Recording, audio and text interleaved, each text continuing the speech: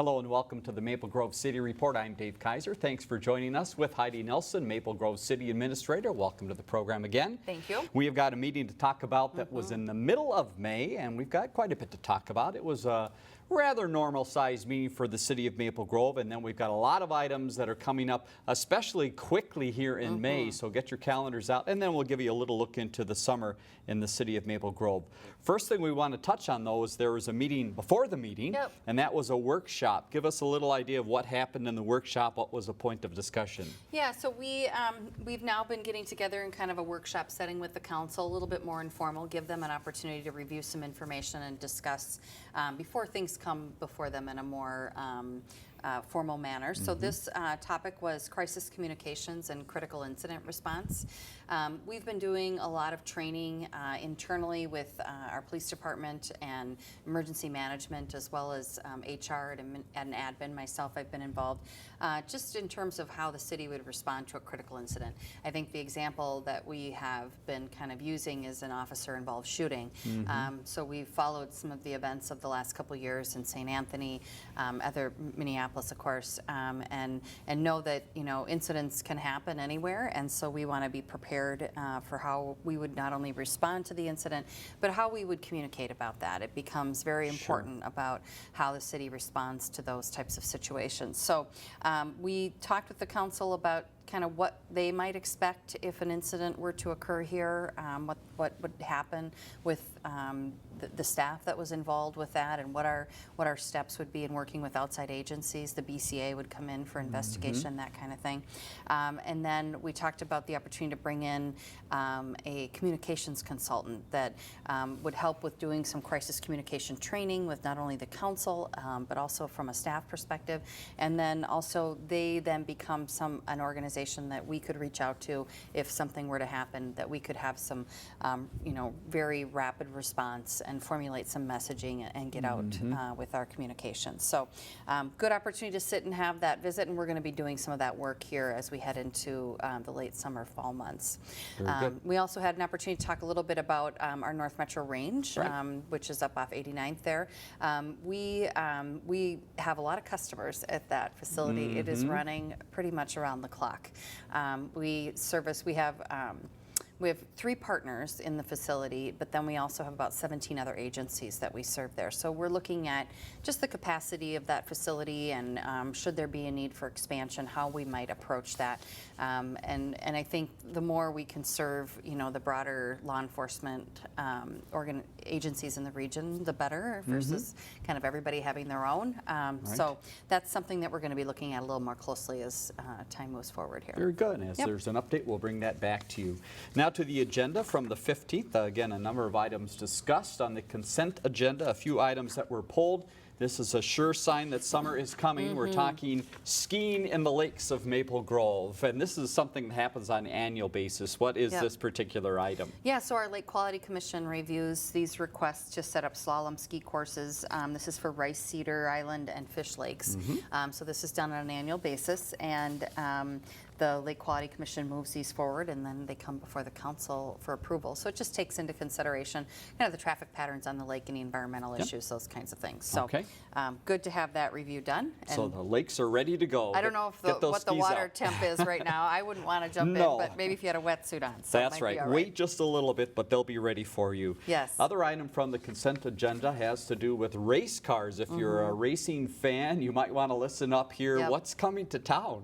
Yeah, so this is really kind of a big deal, and it's a big deal that it's coming to Maple Grove. So the Kyle Petty Charity Ride Across America is stopping here in Maple Grove this Thursday. So if you're watching it, we're coming up here real quick to this. Thursday, May 18th. They will be at the Mannheim Auto Auction over there off of Jefferson Highway. The riders are going to arrive around 4:45 p.m. There'll be some events there. Our city council will be there. I think our mayor is going to be there to kind of welcome everybody. We had a proclamation on our agenda that will be provided to them that day, and a lot of the riders will be there for pictures and opportunities to engage with them. So this is really neat opportunity for Maple Grove, nice recognition. And, Yeah. this was kind of a partnership with the Mannheim Auto Auction folks to bring them to town. And this is a group that they raise money on this ride to provide camps for children that have medical difficulties, and they are donating about $65,000 to the Victory Junction charity. So this is just a great organization Wonderful. that does great work in the community, and we're happy that they chose to stop here in Maple Grove. So are they driving their race cars into town or just the people? Or we're not quite sure of race cars, drivers, what the combination is. I don't know exactly what that's going to look like, but I think if you show up over at Mannheim, you'll get a sense of what it is. So it's going to be a fun afternoon. Excellent. So Yes. make sure you head out there. And again, more information is available on the city's website, also linking through the charity's website, the Kyle Petty website as well. Special business, let's talk about a few things that happened there during the meeting, and you had a familiar face in the crowd there that gave an update. Tell us about Mike Freeman coming to the meeting. Yeah, so we've had a number of our county commissioner, legislators, whatnot, come and talk with the council, and so this was Hennepin County Attorney Mike Freeman's evening to come and visit with the council and talk a little bit about the work that he does and how it affects the city of Maple Grove. Certainly, our investigators have a close relationship with a number of the prosecutors down at the Hennepin County Attorney's Office, and we work closely on cases that we present for charging there. And so the relationship's very important, and we appreciate the leadership of the County Attorney's Office. He provided some information about crime statistics in Maple Grove over the years and told a few good stories, as Attorney Freeman always does. So Sure. it was nice to have him in the house. Very good, and a few questions back to him from the council. So again, a good back and forth and always getting that update. Moving along, a few things with the fire department and a few very nice things happening. Tell us about posters and also retiring. Yeah, so we had the retirement of firefighter Ron Johnson. He's been with the department for 21 plus years. So he was presented his helmet and then his years of service plaque. So we always want to take the opportunity to thank those who've served the city for many, many years. Paid on-call firefighters are sometimes hard to find, so it's pretty remarkable when you have folks that have served for that many years and given of their time, not only of their time, but of their family's time to the community. So many thanks go out to firefighter Ron Johnson and his family. And then we had a poster, and we had some young people in the crowd, and especially one young person who actually did some artwork. And the teacher was also there. That was a nice bonus. Tell us about this poster contest. That was a nice bonus. So we had, the fire department does a fire prevention poster contest every spring in the schools. And so the winner of that this year, I'm trying to get to the right page so I get the right name, was Brooke Berglund, and she's a 4th grade student at Rush Creek Elementary. So her parents, Terry and Casey, and then her sister Ellie were there. Her twin brother Brody was off playing baseball that night. Of course. So he was other places. But Brooke's teacher at Rush Creek was Mrs. Westrom, and so she was able to join us that evening, and so that was really nice. And she got $25 cash, and then one of the supporting sponsoring businesses threw in a $25 Visa gift card. Very nice. Not sure what Brooke was going to do with her winnings, but nice recognition for her work and kind of recognition for our fire prevention efforts in the schools as well. You bet. So you might see that poster on Facebook and around town recognizing that important cause. Community development, let's move ahead. And this was the longest item of the meeting and something we've had the pleasure of talking about probably 2 or 3 meetings before. This is the Mills Creek development. Tell us about the stage we're at right now and what happened at the meeting. Yeah, so this Mills Creek PUD development stage and rezoning, so this is kind of the final action by the council. A resolution of approval will come back at the next agenda, but it was a 5-0 vote to approve the project, so that'll just come back on the consent agenda. So this is a project that's kind of north of Weaver Lake Boulevard, just off of the Forest View alignment. So kind of towards the east end of the city, just west of Zachary there. This is an area, it was a piece of land that was owned by MnDOT for many years, kind of in the middle of development all around it. And then MnDOT went forward to try to dispose of the land or sell the land, and this developer picked it up and brought forward this proposal. So this is kind of a unique proposal, something kind of a new housing product to the city. It's a kind of a small lot detached housing product, but it's rental. And really nice architecture. The about 66 units in there, very high level of amenity. They're going to have a clubhouse and a dog park and lots of walking trails, outdoor exercise equipment, and the clubhouse architecture was real nice to kind of match the houses and whatnot. And so, you know, I think this is going to be a good project, kind of a nice infill area. And I think anytime you're putting a neighborhood in an infill area, you know, there's always some challenges in terms of, you know, what the neighbors around it, how they feel about it. And so there was a couple things that shifted about the project. 86th Avenue, or 86th Avenue that comes from the west there, that'll be kind of truncated and not continue through the project. Forest View will connect through to the north. That's a collector street for the city, so it's important for us to have those kind of north-south connections. The neighborhood was concerned about traffic through the area, increased traffic, and so there will be further exploration about the need for a stop sign at Forest View and 88th. The council kind of wanted to let things get built, see how things are going, but keep it on staff's radar to take a look at that and see if it meets warrants, and then bring back to the council for some consideration. And some additional sidewalk was added into as it went through the planning commission process there to make further connections in and through the neighborhood. So I think it'll be a good project there. And potential timing on the project and construction, what are they thinking? What have they been talking about? Yeah, I think they'll probably get going pretty quick here, and they'll want to get going this season for sure. So as we get the final resolution, they got to get a final plat done and then get some plans into us for review. You'll probably see some activity there in the next couple months. Okay. Yep. Continuing the community development front, one thing we've been talking about is the comprehensive plan. And there's some good news to pass along. People in Maple Grove are interested in the comp plan you're finding. Tell us about who's been coming and what kind of the next steps are. Where do we go from here? Yeah, so we held our second open house for the comp plan process. And just by way of history, you know, just background, we, on an every 10-year basis, the city is required to update its comprehensive plan for the Met Council. And basically what that does is it sets the land use kind of for that next 10-year period based on we're projecting now to 2040 in terms of growth of the region and whatnot.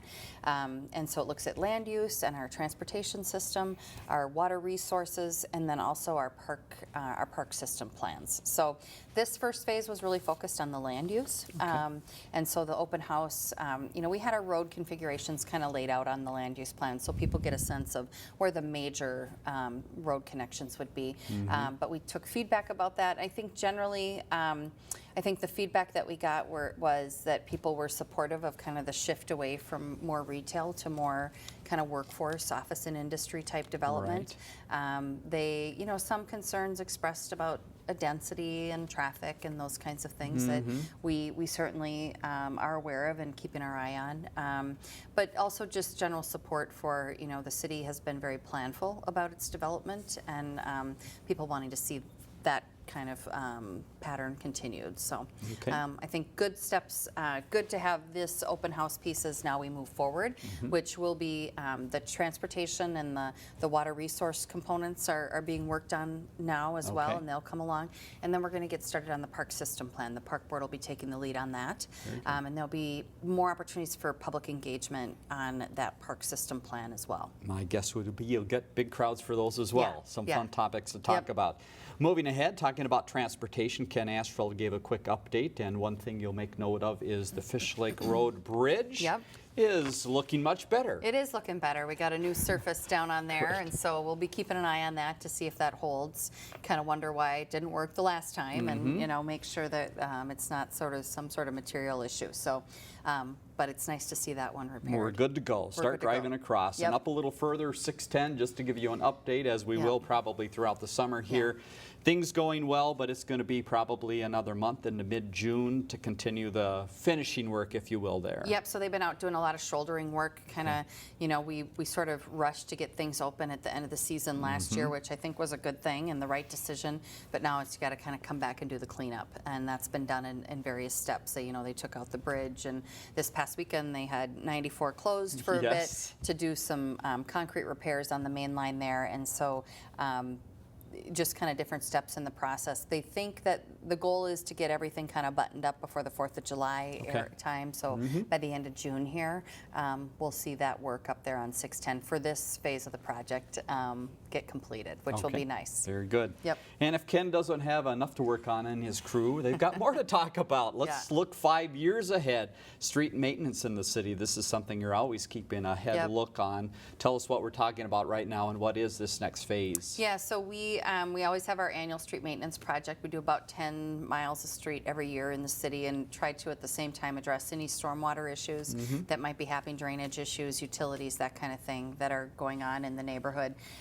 Right now we're taking a look at what the next 5 years of that program looks like. And so residents may have received some communication in the mail about maybe we're coming to their neighborhood in the next 5 years or considering that.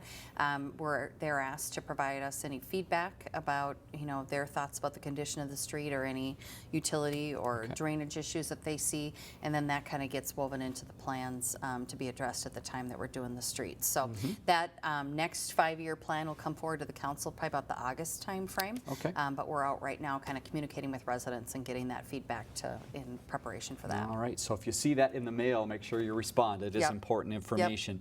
A few other items from the council meeting on May 15th, a couple of your updates. You've got some visitors coming from Illinois to the city. Tell us about this great visit. Yeah, we do. So the village of Schaumburg, Illinois had reached out to us probably just even it might have been last fall, and they were interested in doing kind of a cities leader exchange. And so they are kind of what we call a third-tier suburb of the Chicago area, similar to Maple Grove being kind of third-tier suburb of Minneapolis.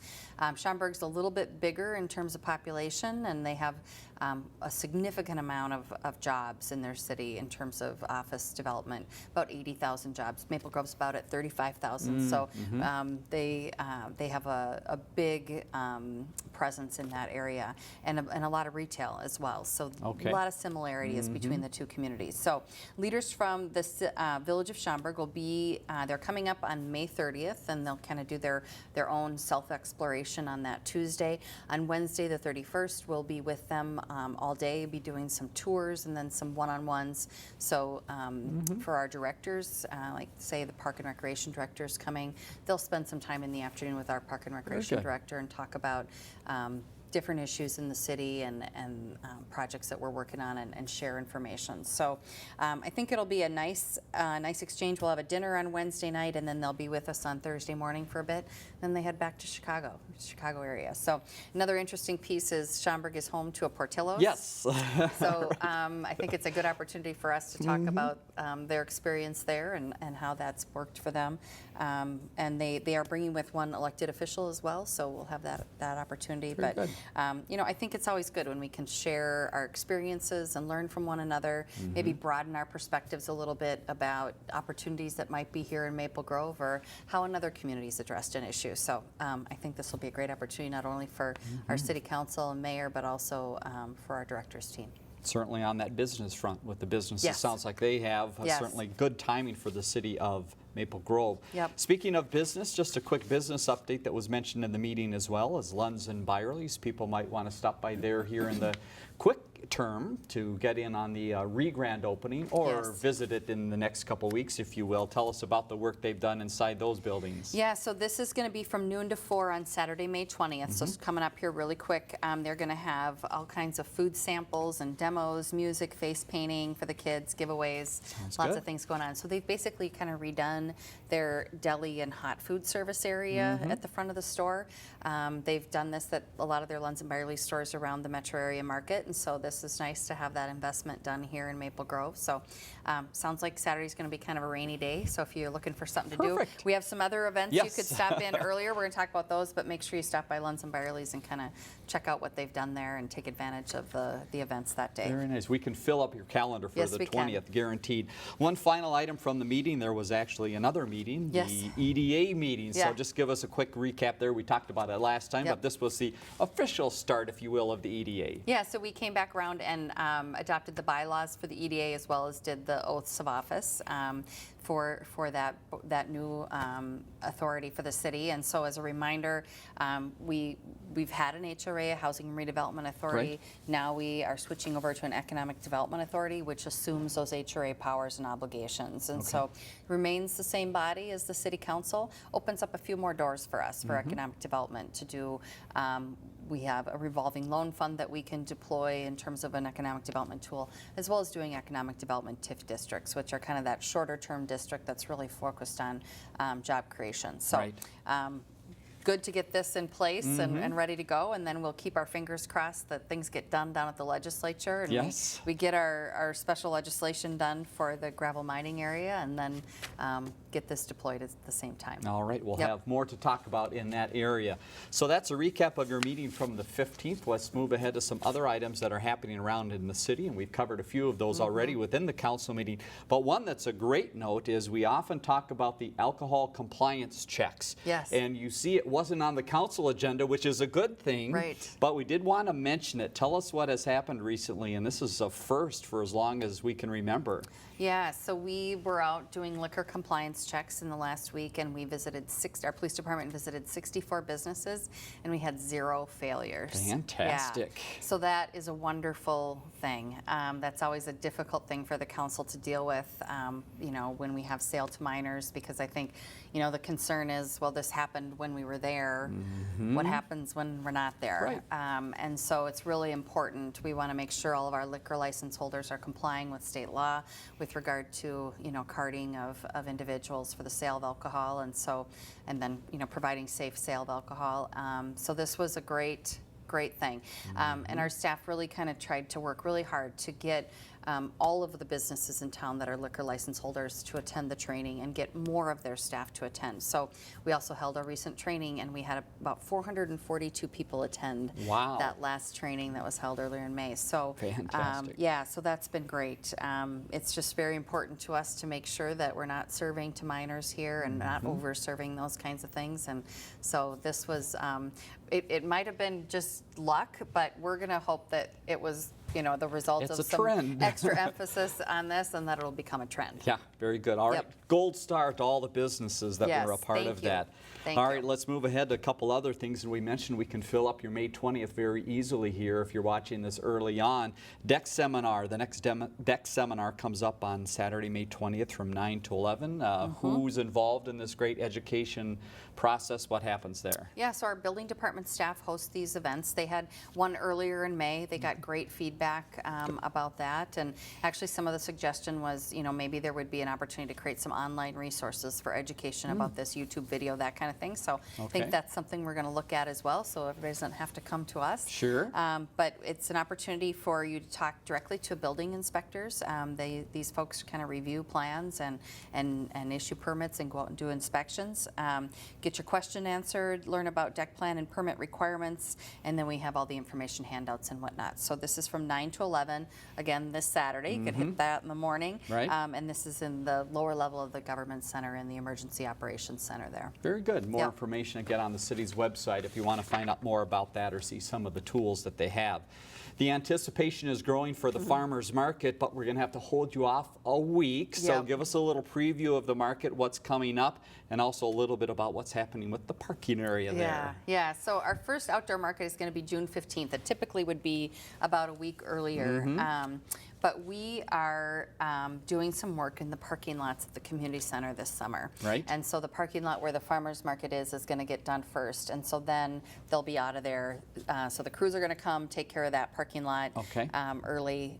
Then they're going to go away and do other work in the city. But They're going to come gonna come back. So they'll come back after Maple Grove Days later in the summer, and they're going to do that parking lot right in front of the community center. So if you've driven that, you've noticed it's a little uneven, a little bumpy, and so we have a lot of work to do there in terms of we're going to get down in there and get out some of those bad soils and redo that, Okay. so that hopefully when we put this new parking lot in, it'll stay good for the long run. So that one's going to be impactful, but the community center folks are planning for that and trying. There's certainly other parking available further away, so that'll be a little bit of a challenge. Right. But hopefully they can get in and out of there pretty quick and get that done. Very good. So back to the market, June 15th, first outdoor one of the season.